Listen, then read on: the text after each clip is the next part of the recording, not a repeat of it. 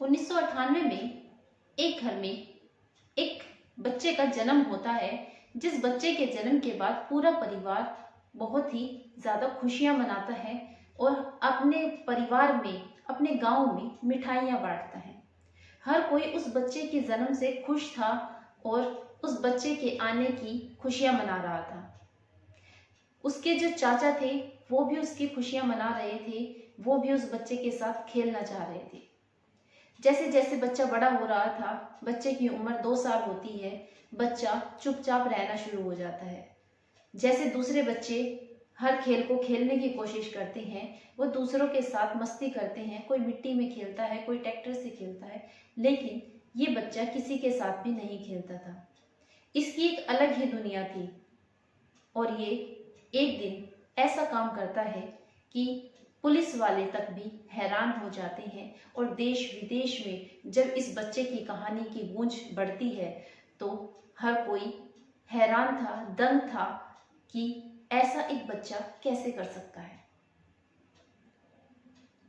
आदाब, नमस्कार, सत श्री अकाल।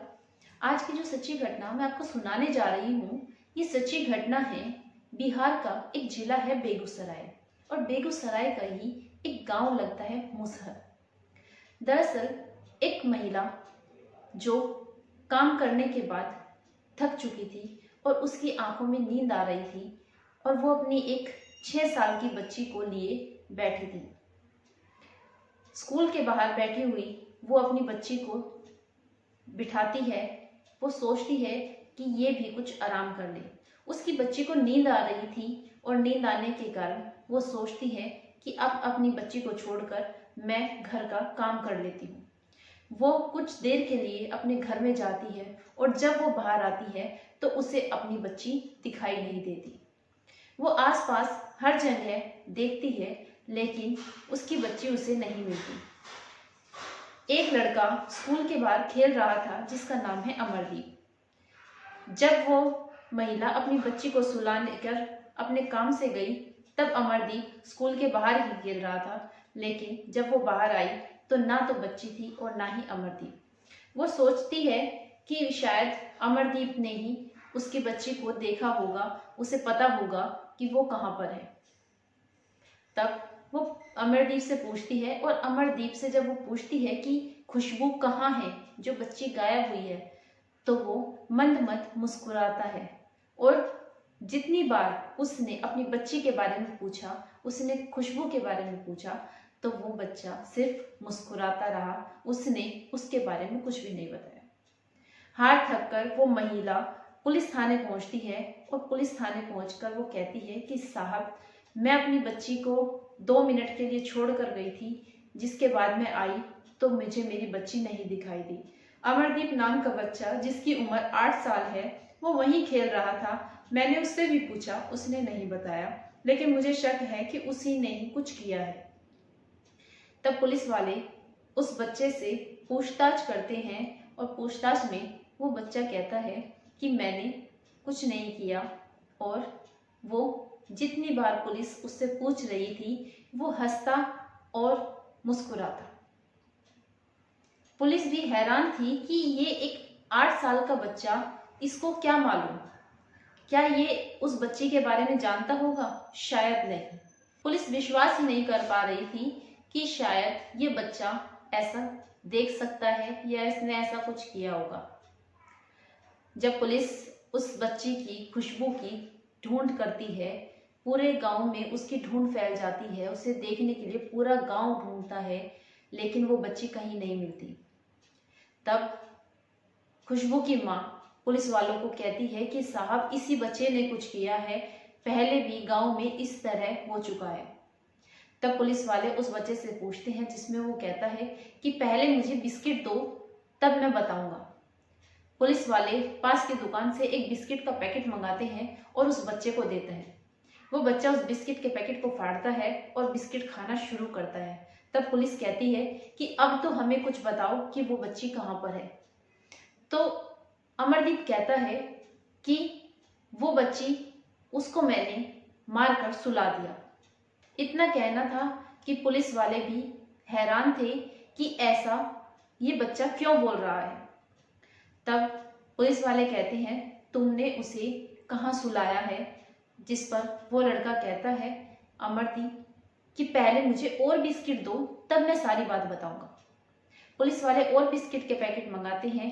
अमरदीप उन बिस्किट को खाता है और अपना पेट भरता है, और पेट भरने के बाद वो कहता है कि हाँ, मैंने उसके सर पर वार किया था, क्योंकि वो रो रही थी, चुप नहीं हो रही थी, इसलिए मैंने उसके सर पर ईंट से वार किया और वो उसे ले जाकर जंगल में एक गड्ढा खोदकर मैंने उसे वहां पर छुपा दिया, उसके ऊपर झाड़ियां डाल दी। पुलिस कहती है कि वो तुमने कहाँ पर दबाया है, हमें उसे दिखाओ, हमें साथ लेकर चलो। अमरदीप पुलिस के साथ जाता है और दिखाता है कि इस बच्ची को मैंने, खुशबू को, यहाँ पर दफना दिया।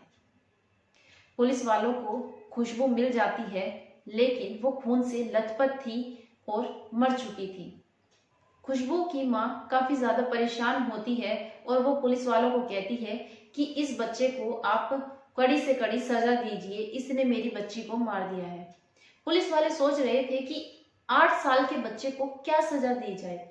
आज से पहले ऐसा कहीं भी नहीं हुआ है कि 8 साल के बच्चे को कोई भी सजा सुनाई गई हो। लेकिन एक और सच सामने आता है जिसे सुनकर हर कोई हैरान रह गया कि अभी तक सिर्फ एक कत्ल की कहानी सुनी थी और इस लड़के ने बाकी भी कत्ल किए थे। जिस पर बिस्किट खाने के बाद अमरदीप बताता है कि उसने अपनी बहन को भी इसी तरह मारा था और अपने चाचा की बेटी को भी इसी तरह मारा था। अमरदीप का परिवार, जब अमरदीप पैदा हुआ तो काफी खुश था, हर कोई उसकी आने की खुशियां मना रहा था। लेकिन जैसे जैसे अमरदीप बड़ा हुआ, उसके खेलने की जो क्षमता थी वो दूसरों के साथ कम थी, सिर्फ अकेले खेलने में वो ज्यादा खुश रहता था। अमरदीप के परिवार वाले, अमरदीप के चाचा, हर कोई अमरदीप से प्यार करता था। लेकिन अमरदीप के चाचा एक दिन घर से बाहर चले जाते हैं और अमरदीप का परिवार भी, जिनके जाने के बाद अमरदीप के चाचा की बेटी, जिसकी उम्र सिर्फ 2 साल की थी, वो खेल रही होती है और खेलते खेलते वो रोना शुरू करती है, जो अमरदीप नहीं देखता। अमरदीप उसे रोता देखकर काफी परेशान होता है। वो सोचता है कि ये क्यों रो रही है। उसे वो अपने घर में ले जाकर उसे खपड़े से वो उस बच्ची के सर पर वार करता है। खपड़ा छत को बनाने में काम आता है, जिसके बाद वो बच्ची मर जाती है और खून से लथपथ होती है। जब परिवार वाले घर पहुंचते हैं तो वो बच्ची को ढूंढते हैं, बच्ची कहीं नहीं मिलती। जब वो अपने घर की तलाशी लेते हैं तो घर के पिछले वाले हिस्से में उन्हें वो बच्ची मिलती है, जिसकी हालत खराब थी, वो मर चुकी थी, वो खून से लथपथ थी, उसको काफी चोटें आई थी। जब हर कोई देखता है कि ये किसने किया है, किसने इस बच्चे को मारा है, तो हर कोई देखने की कोशिश कर रहा था, जानने की कोशिश कर रहा था कि कातिल कौन है। तो उन्हें अमरदीप के कपड़ों पर कुछ ऐसे निशान दिखाई देते हैं जिससे उन्हें लगता है कि ये सब अमरदीप ने किया है। जब अमरदीप से वो पूछते हैं कि क्या तुमने अपनी बहन को मारा है, तो वो कहता है कि हाँ, मैंने अपनी बहन को मारा है।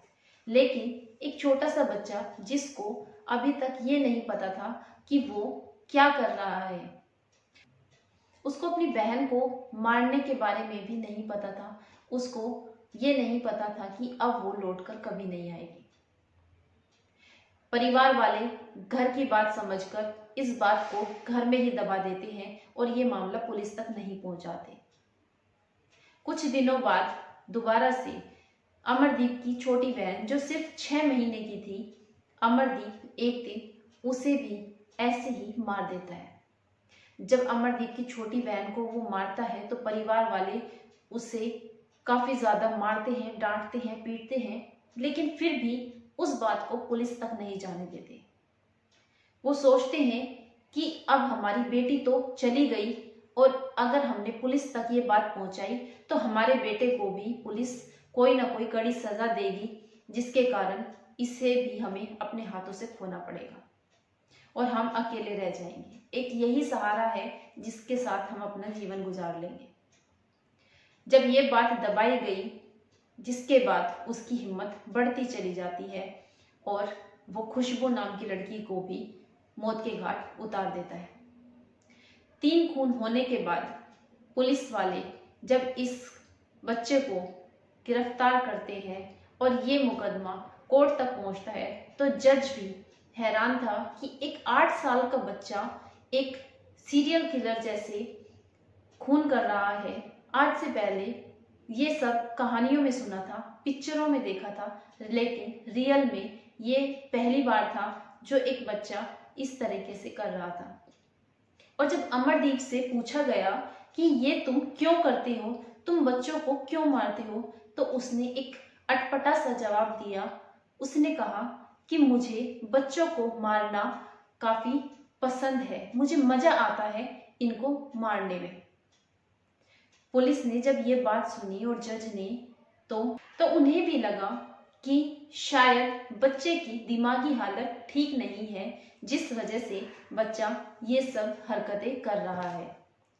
उन्होंने उसको गांव में छोड़ना अच्छा नहीं समझा। उन्हें लगा कि अगर इस बच्चे को खुला छोड़ा जाएगा, गांव में सबके साथ में अगर ये पलेगा, तो शायद कितनी हत्या ये बड़े होने तक कर चुका होगा। जिसके बाद उस बच्चे की जांच कराई जाती है और जांच कराने के बाद पता चलता है कि उस बच्चे को कंडक्ट डिसऑर्डर है, जो कि एक दिमागी बीमारी है। जिसके बाद उस बच्चे को एक ऐसी जेल में रखा गया जहां पर कोई और नहीं था। वहां पर उसे कड़ी निगरानी में रखा गया। समय समय पर उसकी जांच होती रही, पता लगाया गया कि अब उसके दिमाग कितना सही है और कितना नहीं।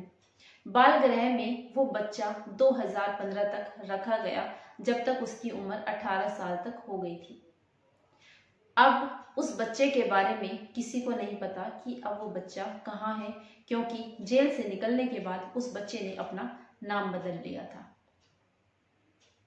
दोस्तों, इस पूरे घटनाक्रम को सुनाने का उद्देश्य आपको परेशान करना नहीं था, आपको दुखी करना नहीं था, बल्कि आपको जागरूक करना था, आपको सचेत करना था। आप जहां भी रहें, खुश रहें, सुरक्षित रहें। जय हिंद, जय भारत।